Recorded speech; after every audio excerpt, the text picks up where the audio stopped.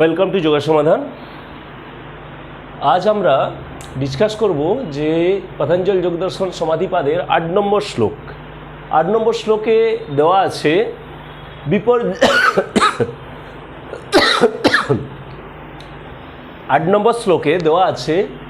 বিপর্যয় মিথ্যা জ্ঞান মতদ্রূপ প্রতিষ্ঠম। বিপর্যয় অর্থাৎ আমাদের যে ক্লিষ্টাক্লিষ্টের যে ভাগগুলো দেওয়া ছিল, সেই ক্লিষ্টাক্লিষ্টের ভাগের দ্বিতীয় যে ভাগ সেটা হচ্ছে বিপর্যয়। তো এই বিপর্যয় যেটা প্রমাণ ছিল 1 নম্বর, 2 নম্বর বিপর্যয়। প্রমাণ অর্থাৎ যেটা আমরা সত্য জ্ঞান, অর্থাৎ যেটা আমরা দেখছি চোখে, কান দিয়ে শুনছি, নাক দিয়ে স্মেল নিয়েছি, সব মিলিয়ে যেটাকে সত্য, অরিজিনাল সত্য, সেটাই প্রমাণ। আর বিপর্যয় ঠিক তার উল্টো, সেই বিপর্যয়ের কথা বলা হয়েছে এখানে। বিপর্যয় ও মিথ্যা জ্ঞান মতদ্রূপ প্রতিষ্ঠম। সুতরাং বিপর্যয় অর্থাৎ বিপরীত জ্ঞান। বিপরীত জ্ঞান কেমন না, যদি দেখা যায় কোনো একটা দড়ি রাত্রে অন্ধকারে যেতে গিয়ে সেই দড়িটাকে আমরা সাপ মনে করছি, এটা হচ্ছে কি বিপরীত জ্ঞান। অর্থাৎ সাপটাকে উল্টো করে আমাদের এই বিপরীত মনে হওয়া, যে দড়িটাকে সাপ মনে হচ্ছে, এটা হচ্ছে বিপর্যয়। তো মিথ্যা জ্ঞান, এটাকে আমরা, এই যে বিপর্যয়, এটা এক ধরনের মিথ্যা জ্ঞান, এটার মধ্যে কোনো সত্যতা নেই, একদম ভুল ভাল কিছু, কিন্তু সেটাকে আমরা অন্যভাবে বিশ্বাস করে ফেলি বিভিন্ন কারণে, যেমন অন্ধকারে দড়ি দেখে সাপ মনে করছি, তো ঠিক এইভাবেই। আচ্ছা, এটাই হচ্ছে মিথ্যা জ্ঞান। এই মিথ্যা জ্ঞানটাকেই বলছে ভুল জ্ঞান বা মিথ্যা জ্ঞান। মতরূপ, এই রূপে প্রতিষ্ঠা পায় না। অর্থাৎ বিপরীত যে জ্ঞান, সে কিন্তু সত্যরূপে প্রতিষ্ঠা পায় না। সে মিথ্যা যেটা, সেটা মিথ্যাই, সেটা বিপরীত তো বিপরীতই, তার কোনো কিন্তু সত্যতা নেই। তো এখানে এই বিপর্যয়ের ক্লিষ্টার অক্লিষ্টাও আছে এই বিপর্যয়ের। সেই বিপর্যয়ের ক্লিষ্টা অক্লিষ্টাটা কি? ক্লিষ্টা, এই বিপরীত জ্ঞানের জন্য আমরা কি হয় না, আমরা সমস্যায় পড়ি অনেক কিছু। হয়তো রাতের বেলা কোথাও যাচ্ছি, কোথাও একটা গাছ কাটা হয়ে পড়ে আছে, দূর থেকে যেন দেখে মনে হচ্ছে কেউ একটা যেন সাদা কাপড় মুড়ি দিয়ে বসে আছে, আমরা ভূত মনে করছি তাকে। তো এটা কি হচ্ছে? ভ্রম বা মিথ্যা জ্ঞান। তো এই যে ভুলভাল জ্ঞান, একটা গাছকে আমরা হচ্ছে গিয়ে ভূত মনে করছি, বা এটা হচ্ছে গিয়ে অন্য কিছু মনে করছি, বা দেখছি একরকম আর হচ্ছে অন্য রকম। যেমন মেঘের মধ্যে মেঘ দেখছি, মেঘের মধ্যে দেখা যাচ্ছে প্রচুর মেঘ গড়ে আছে, মেঘ এমনভাবে ডিজাইন তৈরি হচ্ছে, দেখা যাচ্ছে এটা ঘোড়ার মতো দেখা যাচ্ছে।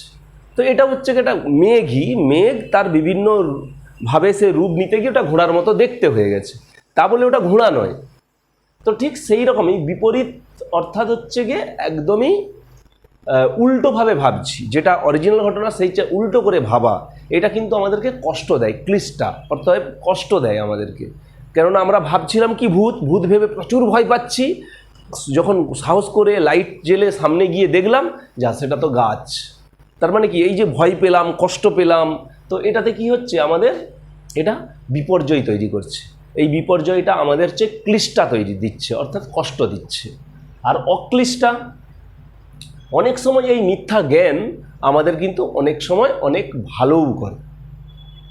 যেমন দশরথের ক্ষেত্রে হয়েছিল মিথ্যা জ্ঞান। দশরথের ক্ষেত্রে কি হয়েছে না, তার ছেলে হচ্ছে না। তো হচ্ছে গিয়ে দশরথকে হচ্ছে গিয়ে অভিশাপ দিল যে তোমার ছেলের জন্যই তোমার মৃত্যু হবে।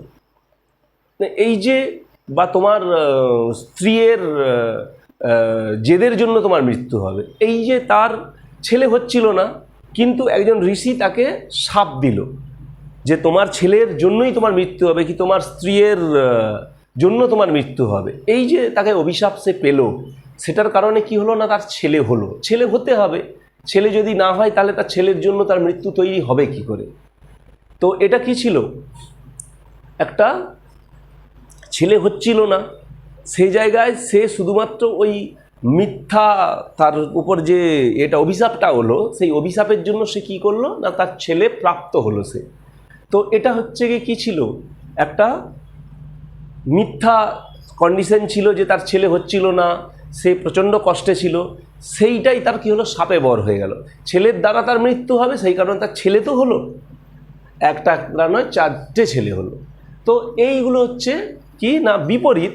ছেলে হচ্ছে না বলে তার যেমন সে কষ্টটা ছিল, কিন্তু তার মৃত্যুর কষ্টটা তখন সে ভুলে গেছে যে আমার ছেলে তো হবে আলটিমেটলি।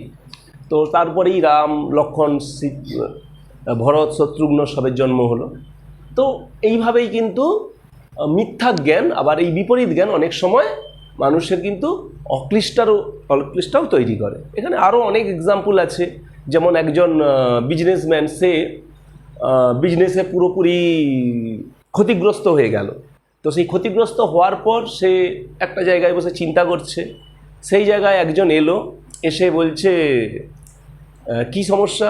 তখন বিজনেসম্যান সব বলার পর সে কী করলো, একটা চেক দিল তাকে, ঠিক আছে, 50 লাখ টাকার একটা চেক দিয়ে বললো আপনার বিজনেস আবার আপনি দাঁড় করান। তো সেই চেক নিয়ে সে চলে গেল। চলে যাওয়ার পর সে দেখলো যে প্রচণ্ড পাওনাদারদের সমস্যা, সেই চেক ভাঙিয়ে সবাইকে পয়সা দেবে, এরকম চিন্তাভাবনা করার পরেও সে ভাবলো যে ঠিক আছে, এই চেকটা আমি ওনাকে 1 বছর পর ফেরত দেব, কিন্তু এই চেকটাকে আমি এখন ভাঙাবো না। তো এই যে সাহস নিয়ে তিনি বিজনেসটাকে আবার দাঁড় করালেন, উইদাউট চেকের কোনো হেল্প না নিয়ে, তার কাছে শুধু চেকটা ছিল, এই ভরসাতে সে দাঁড় করালো। বিজনেস আবার 1 বছরের মধ্যে রান করে গেল। যখন সে আবার ওই চেকটা ফেরত দেওয়ার জন্য গেল যেখানে সে বসেছিল, সেখানে গিয়ে দেখলো সেই লোকটা আসছে, তার পেছনে তাকে ধরার জন্য 4-5 জন লোক আসছে। কী হলো ব্যাপারটা?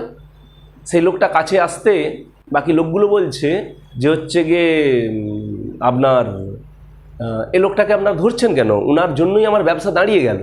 না, বলছে না, ও তো একজন পাগল, ও সবাইকে এরকম চেক দিয়ে বেড়ায়। ভাবুন, সেই পাগলের চেকের জন্যই আজকে তার বিজনেস কিন্তু দাঁড়িয়ে গেল। শুধু হাতে তার 50 লাখ টাকার চেক ছিল, এই ভরসা নিয়ে সে কিন্তু এগিয়েছে।